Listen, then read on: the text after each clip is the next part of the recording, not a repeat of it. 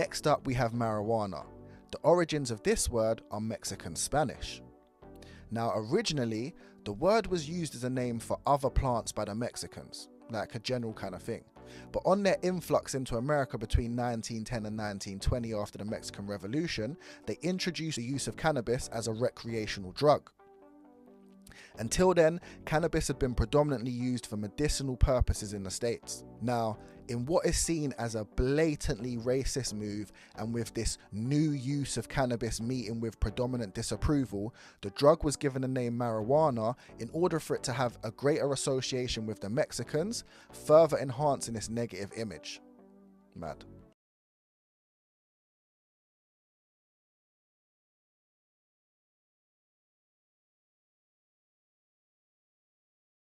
In 1937, the Marijuana Tax Act was passed. Cannabis sales were now taxed. Part of the reason this act was passed was because of all the fear-mongering going on at the time.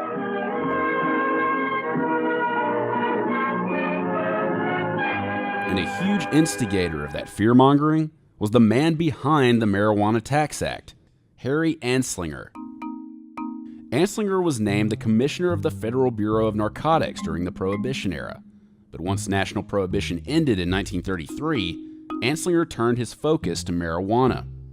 This is when racism and xenophobia really kicked in. Harry Anslinger took the scientifically unsupported idea of marijuana as a violence-inducing drug, connected it to Black and Hispanic people, and created a perfect package of terror to sell to the American media and public. By emphasizing the Spanish word marijuana instead of cannabis, he created a strong association between the drug and the newly arrived Mexican immigrants who helped popularize it in the States. He also created a narrative around the idea that cannabis made Black people forget their place in society.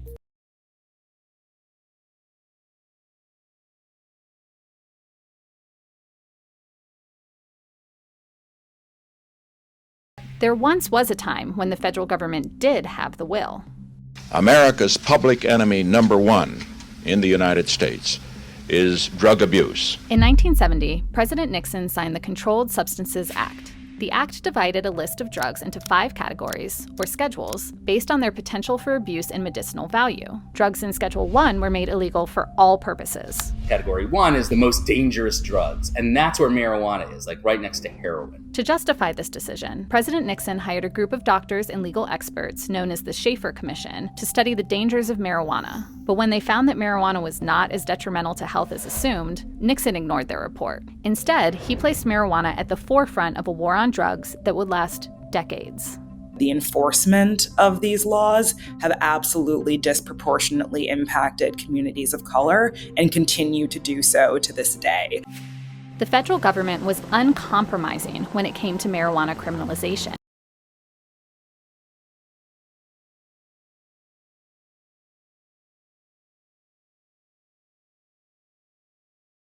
Illinois became the 11th state to legalize recreational cannabis. Good news for home. A little bit closer to home now, the Pritzker administration releasing $31.4 million in grants to community groups across Illinois following a successful first year of marijuana sales. This was possible through the Restore, Reinvest, and Renew program included in the law legalizing adult-use cannabis last year.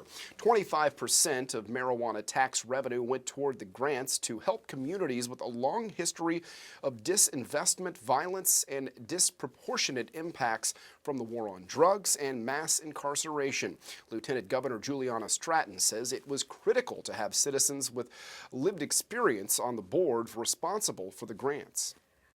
And it was important to go into communities and make sure that they knew what this process was about and to make sure that their voices were a part of making sure that this is the most equity-centric, not just legislation, but R3 program that could have ever existed. The state's Criminal Justice Information Authority received nearly 400 applications for the funds.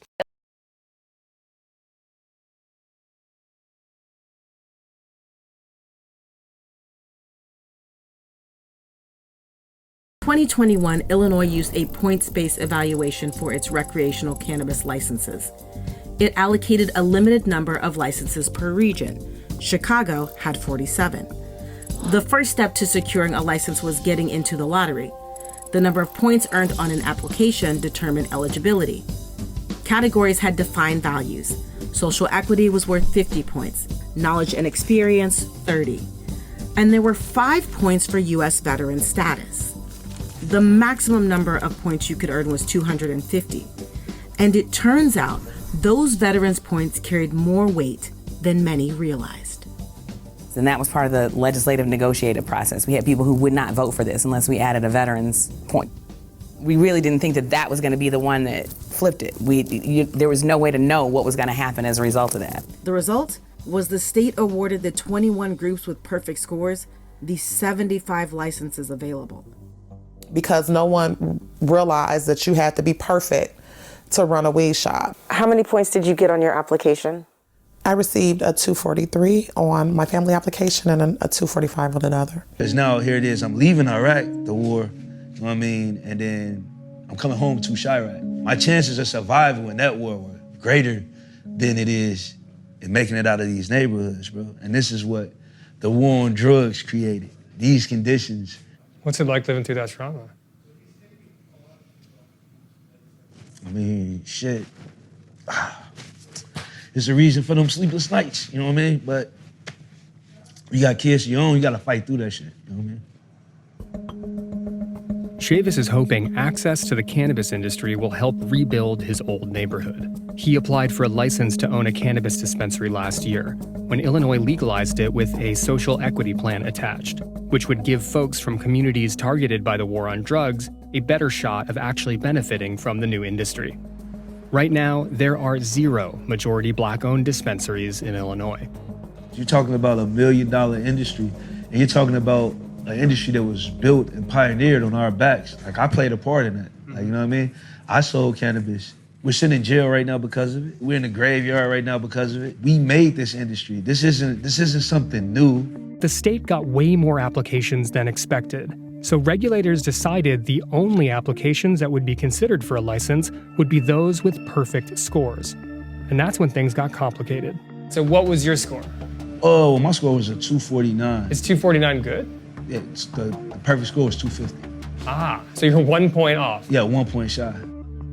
Only 21 applicants were left standing. They'd vie for 75 dispensary licenses through a lottery system, meaning multiple pot shops for guys like this, and none for guys like Jermel, who lost a point for his hypothetical floor plan, or the other near-perfect applicants.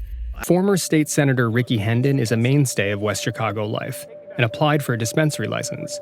He was left out of the lottery and left wondering about the loopholes in the equity program.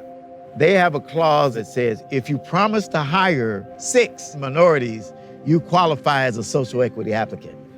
That's all you need. You have to promise to hire 6 people who are Black, who are... Or Latino, you qualify as a social equity applicant. Just hire them. Just hire them. And so these are all social equity applicants? Supposedly. Is there a danger that social equity programs are over-promising? The process itself is so onerous. Going against big money is such a tough thing. If Governor J.B. Pritzker gets this wrong, he will not be reelected.